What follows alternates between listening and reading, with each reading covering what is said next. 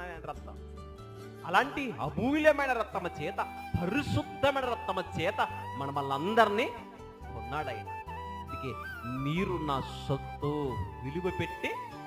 విలువ పెట్టి కొనబడిన వారంటే ఎంత జాగ్రత్తగా ఉండాలి చెప్పండి. బంగారం ఉంది, ఎక్కడ అక్కడ పెడతామా?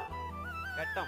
ఒక రూపాయి పడిపోతేనే దేనికి ఎందుకు వెళ్ళిపోయిందా అని నెతికి తీస్తాం మనం కదా. ఇంత భద్రత.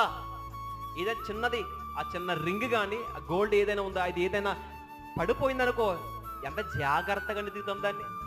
త్వరగా దొరికిన తర్వాత మరలా బీరువాలో పెట్టి చాలా భద్రమగా దాస్తాం. ఎందుకని? చాలా ఇది విలువైంది. మరి మన విలువైన వారం కాదా? యేసుక్రీస్తు ప్రభువారు తన విలువైన రక్తము చేత మనం కొనుక్కున్నాడో. ఇప్పుడు మనం అందరము ఆయన సొత్తు, అంటే ఆయన సొంతం. ఆయనకి సొంతమైపోయాము. ఇప్పుడు మనకు నచ్చినట్లు బ్రతకడానికి వీరలేదు. ఈరోజు ఇక్కడి నుంచి ఆయన కొనుక్కున్నాడు.